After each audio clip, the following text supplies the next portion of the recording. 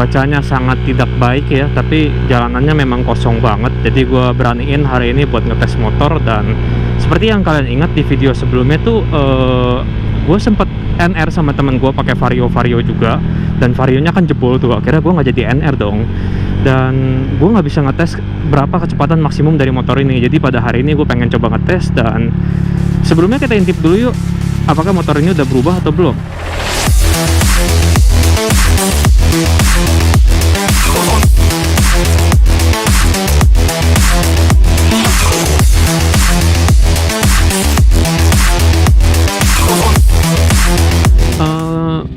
Mungkin nanti gue bakal bahas soal cakram 260 mm ini, dan itu ada di video berikutnya setelah video ini. Jadi stay tune aja. Dan hari ini tuh gue pengen fokus nyari tahu kemampuan maksimal dari motor ini, karena ini ECU-nya udah dirapihin settingannya. Kalau yang kemarin kan gue harus ulur gas ya kan, nggak bisa langsung betot, dan ini udah bisa langsung betot. Jadi kita tunggu apa lagi, kita langsung coba aja. Oke. Gila, keinget gue ngegeber gesek di sini ya.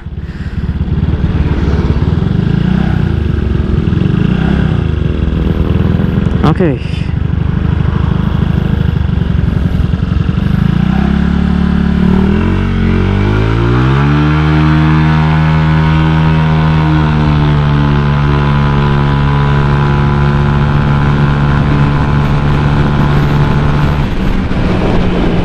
Lumayan kenceng, udah 120 di sini.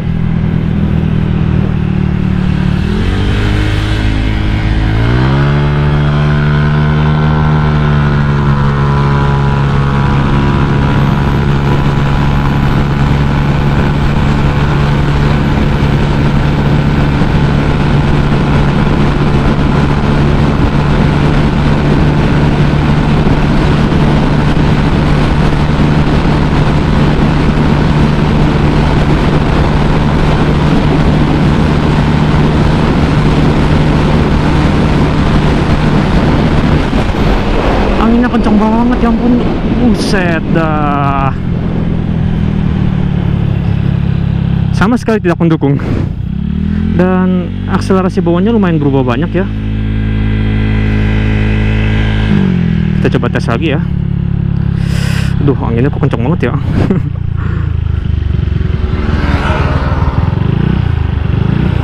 Oke, 3, 2, 1.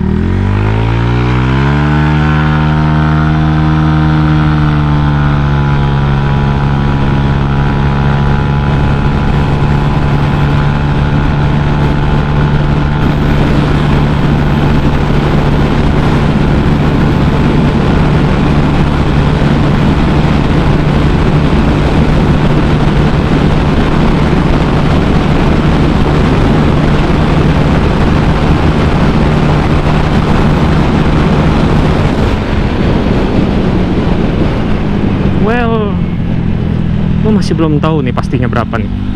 Moga aja bisa 140 lebih ya.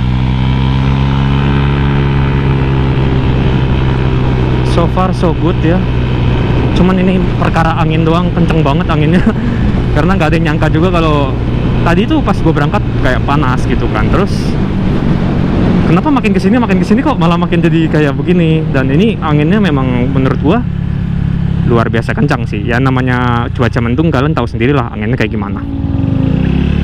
Ini kemarin gue geber gesek sampai 160 kilo di sini nih. Niat emang. Nah, ini anginnya lagi nggak ada nih. Oke, kita coba lagi ya dari nol. Itu kayak isi bensin aja ya.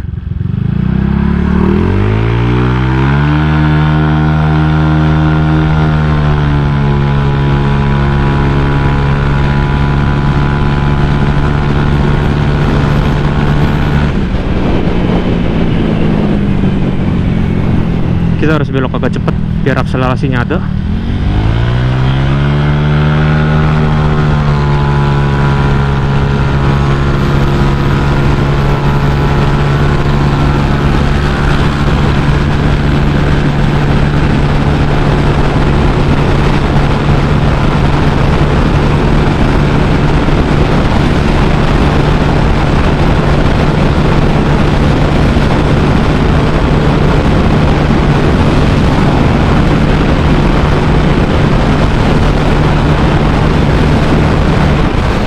Anginnya kenceng banget.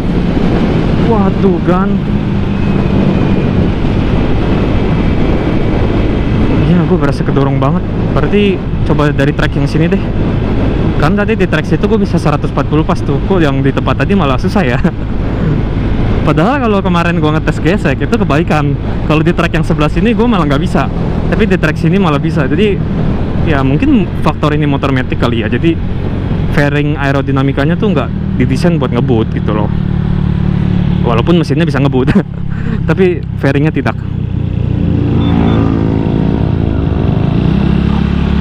Yuk. Oke, udah boleh.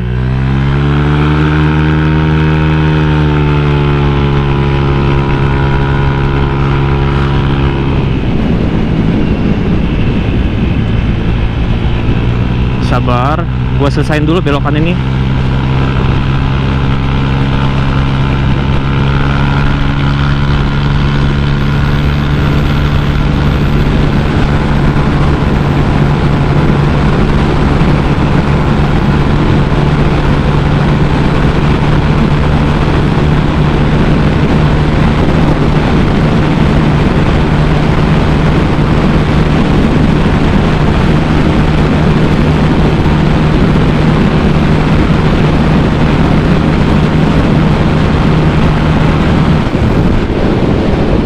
Ya 140 lewat dikit, nggak bisa lebih. Tapi seenggaknya akselerasinya udah jauh lebih membaik daripada kemarin. Kalau kemarin kan gua harus apa, kayak gasnya tuh harus diulur gitu kan. Kalau ditarik kayak malah top speednya nggak dapet gitu loh. Kalau ini gue bisa langsung betot dan lumayan enak.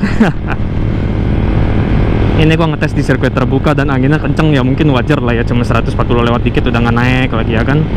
Tapi so far enak lah. Dan ngomong-ngomong, sebenarnya video ini bukan cuma sekedar buat ngetes top speed doang, enggak. Tapi video ini juga termasuk video review pemakaian Block 63 selama 6 bulan. Jadi gue pengen cerita sama kalian kalau gue pakai 63 ini udah ya setengah tahun lebih dikit lah. Dan kalian lihat performa mesin yang udah setengah tahun lebih tapi masih fresh banget. Itu bener-bener emang mantep ya.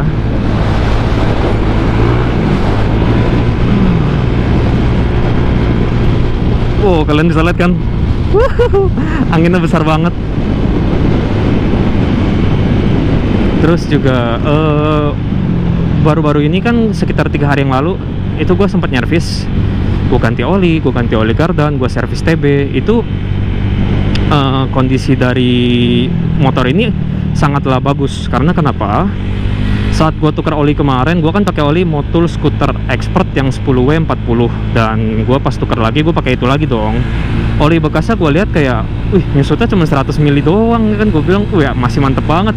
Apalagi kemarin gue sempat touring ke Anyer tuh, itu motor gue babat habis-habisan tuh, kayak sepanjang jalan ngebut terus, wah. Dan si blok ini nggak kenapa-napa gitu loh, kayak nggak aus atau nggak sampai ring pistonnya jelek itu kan, nggak sampai ngebul, enggak. Makanya kayak gue pikir-pikir, kenapa nggak dari dulu aja ya gue naik 63 ya. Maksudnya begini lebih enak gitu loh.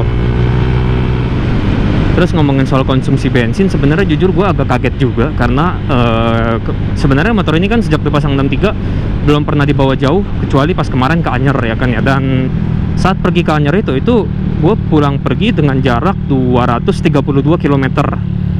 Itu perginya 100 lebih dan pulangnya 100 lebih. Kondisi berangkat non-stop, pulang juga non-stop, gak ada rest gitu ya. Paling berhentinya buat isi bensin aja gitu loh. Dan itu gue cuman menghabiskan sekitar Rp130.000 petamak gitu loh. Itu menurut gue kayak, wow, kok bisa irit ya. Kenapa untuk pemakaian dalam kota malah boros banget? Apakah mungkin karena tangan kanan gue nggak disekolahin? Gue nggak tahu.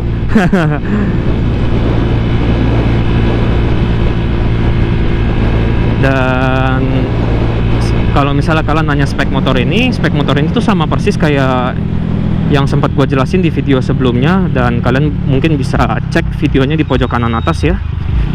Aduh, gajerukannya keras.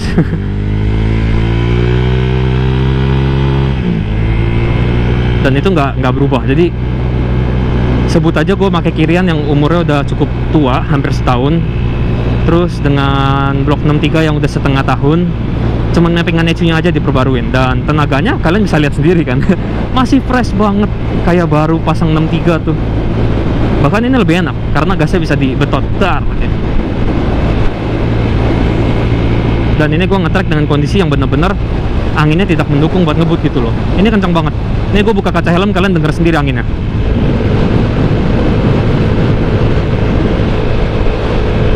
Iya kan? Wow. Terus juga kayaknya udah waktunya gua servis shock depan sini. Stangnya udah goyang-goyang, oli shocknya harus dibuang dan diganti sama yang baru. Dan gue sedikit cerita juga, sebenarnya gue kemarin tuh sempat ada gangguan buat upload. Itu bukan karena gue nggak ngupload atau gue nggak punya video, tapi karena GoPro gue hilang.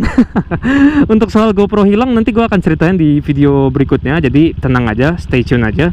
Dan itu agak nyesek sih jujur aja, jadi schedule YouTube gue juga jadi berantakan karena GoPro gue hilang gitu loh.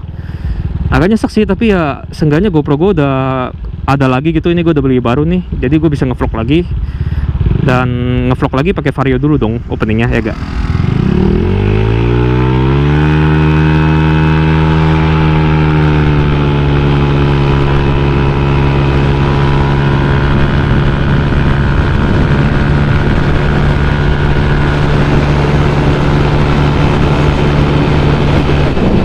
Wih deh, gila. Matic kalau kenceng emang enak sih. Soalnya tinggal gas rem doang gitu loh, kayak asik banget. Terus untuk CHR 63 BRT ini kan sebenarnya pistonnya forging dan bloknya itu seramik, tapi seramiknya cuman apa, lapisan doang di dinding silindernya gitu loh, silinder dalam lah hitungannya. Dan untuk pemakaian harian menurut gue lebih awet. ZX10R bos. Ya jadi untuk pemakaian harian sebenarnya blok seramik ini jauh lebih kuat daripada blok biasa. Jadi kadang-kadang gue suka bingung gitu, kayak ada beberapa orang yang mungkin suges atau gimana gitu, mereka berpikir bahwa aduh 63 takut gak bisa dipakai harian. Siapa bilang? Dengan kualitas blok yang lebih baik, harusnya penggunaan untuk harian akan lebih panjang gitu loh. Umurnya akan lebih panjang. Oke, lampu merah. Gue jarang-jarang liat Revo yang Matic tracking ya.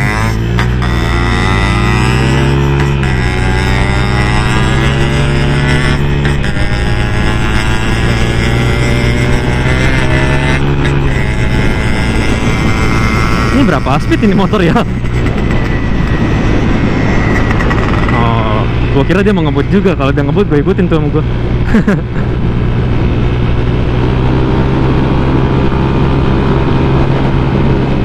Dan untuk pakai blok 63 gue tuh sehari-harinya ya paling mentok jalan segini.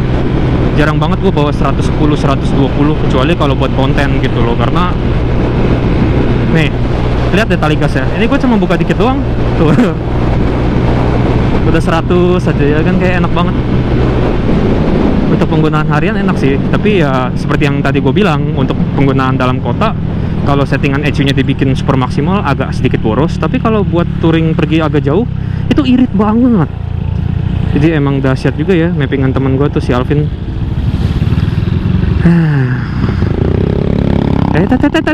Masih merah bos. Wah, terobos aja nih. Ya jadi gue sempat berpikir bahwa Vario ini mungkin bisa 150-an, ternyata enggak. Dan ya nggak masalah sih. Lagian juga CHR 63 lari 140 juga udah lumayan banget.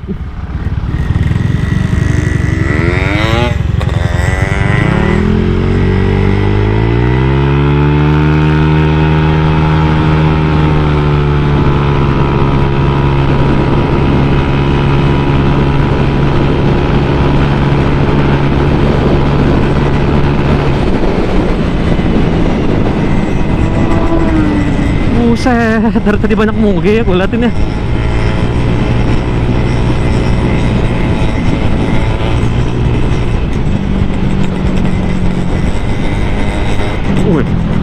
Bikin kaget aja.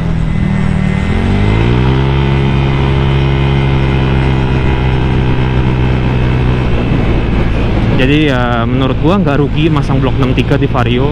Tapi kalau ini menurut pendapat gue pribadi ya, gue juga nggak gitu rekomendasi kalau buat masang 63 terus dikasih stroke terlalu OP gitu loh, terlalu berbahaya untuk harian. Gue bisa ngambil kesimpulan dari contoh temen gue tuh yang motornya jebol kemarin tuh. Karena dia pakai stroke kan otomatis piston di atasnya tuh harus dipapaskan, dan kalau dikasih limiter ketinggian ya pistonnya bolong. Karena kena tekanan, kena ledakan juga. Jadi untuk penggunaan jangka panjang nggak gitu rekomendasi, kecuali kalau kalian buat track day misalnya gitu, ya terserah gitu loh. Tapi kalau buat harian menurut gue setelan kayak begini udah cukup banget. Dan so far ternyata gue nggak kehujanan ya, beruntung banget hari ini gue ngonten bisa agak terang cuacanya. Halo, ini kok jalannya makin nyempit ya.